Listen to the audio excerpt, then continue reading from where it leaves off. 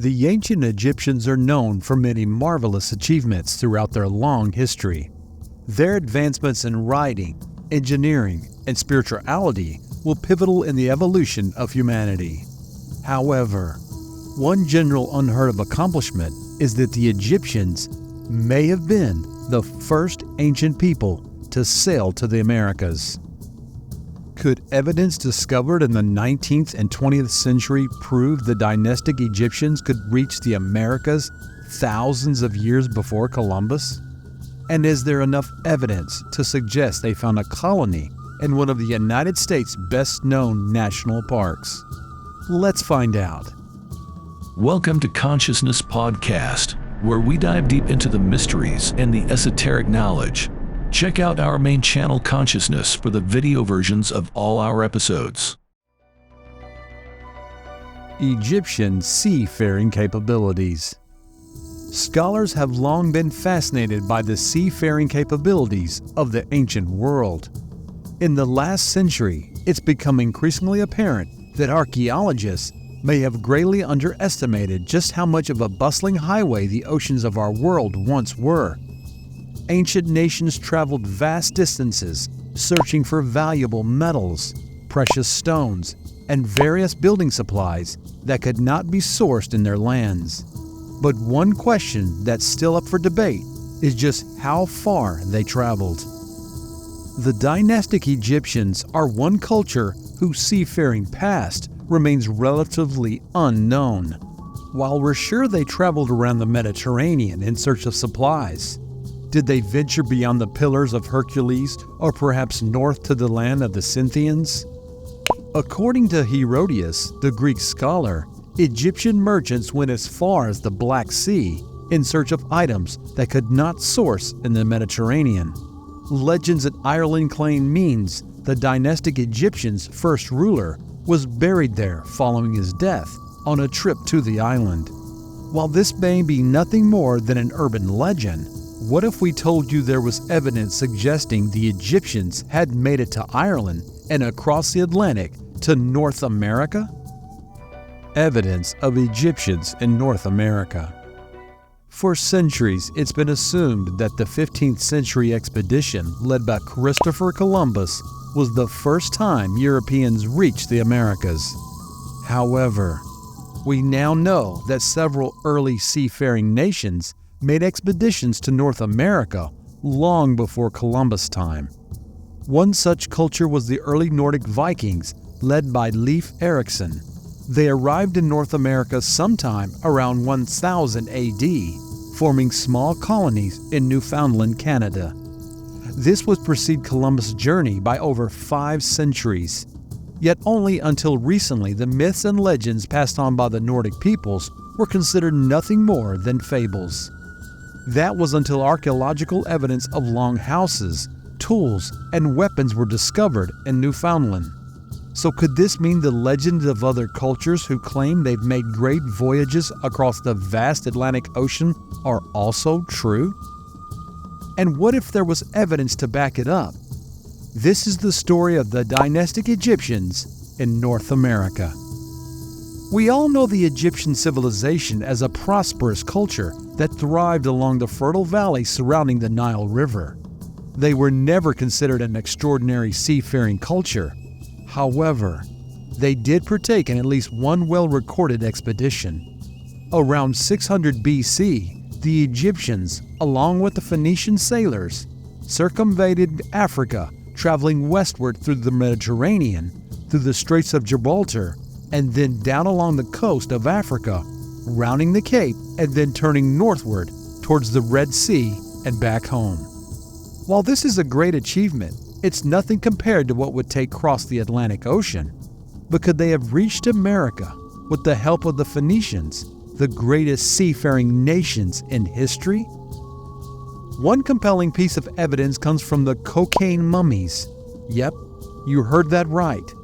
In 1992, Dr. Svetlana Balbanova, a German toxicologist, found traces of cocaine in several different mummified bodies. One of the most famous examples was Hedatayu, an Egyptian priestess of the 21st dynasty who lived around 1000 BC. You may be asking, well, what does finding drugs in an ancient mummy have to do with anything? After all, the world is well aware of the Dynastic Egyptians' fascination with drugs. Well, cocaine is made from the cocoa plant, which is only found in South America. Chemical analysis carried out by the German toxicologists detected the presence of not only cocaine, but also nicotine, likely derived from tobacco. This also shocked researchers, as tobacco did not reach Africa or Europe until Columbus brought it back after his voyage. Could this prove there was an ancient trade link between the Americas and Egypt? Not everybody was sold on the idea. Various members of the academic community have criticized this finding, insisting that the contamination of the mummies may have occurred. Others have suggested that the substance comes from the plants that were once native to Egypt but have since died out.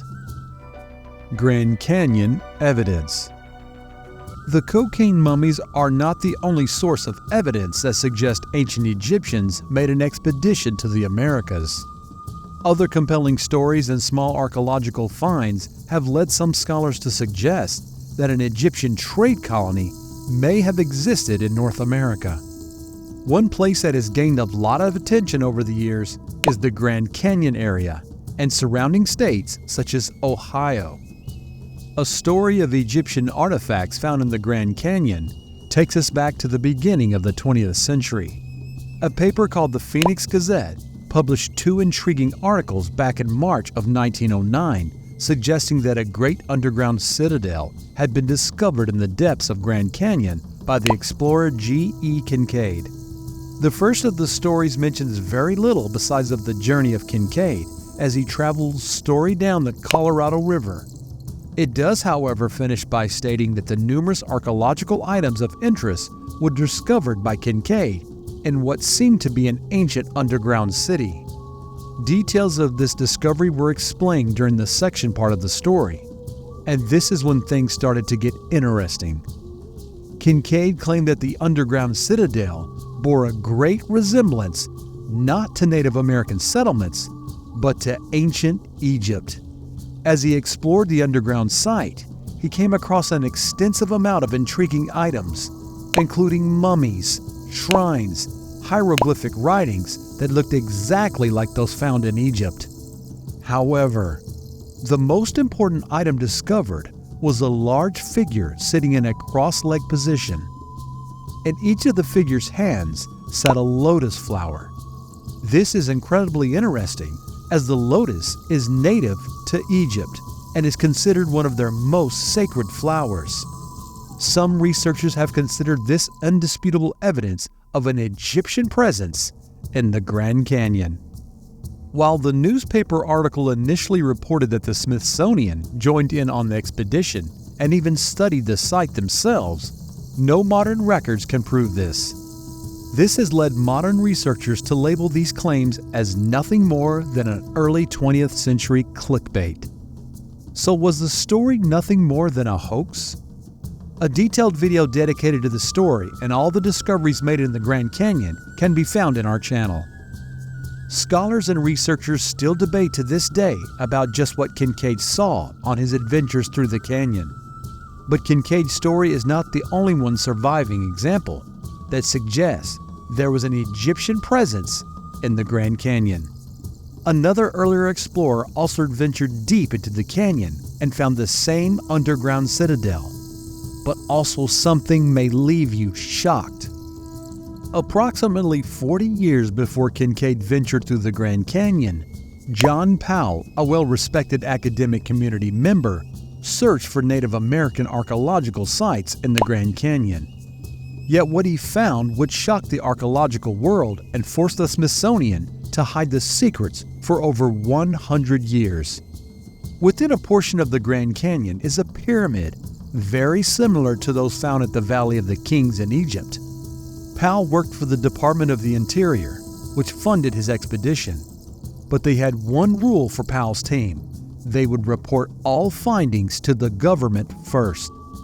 This explained why the pyramid's discovery was hidden for well over 100 years until a report from the Smithsonian was finally published. On top of the discovery of the pyramid, Powell also claims he had found Egyptian hieroglyphs in a man-made cave, just like those mentioned 4 decades later by Kincaid. But what's even more fascinating is that Powell writes about a golden figure in one of the caves portrayed as a shrine. In the hands of the figure were lotus flowers, just like the latter described by Kincaid. Some researchers who looked into the descriptions suggest the shrine honored the pharaoh Smenkhkare, crowned in 1337 BC. But this would mean that the Egyptians traveled to North America nearly 3,000 years before Columbus, a statistic that most academics can't dare to accept, for it would rewrite much of North American history.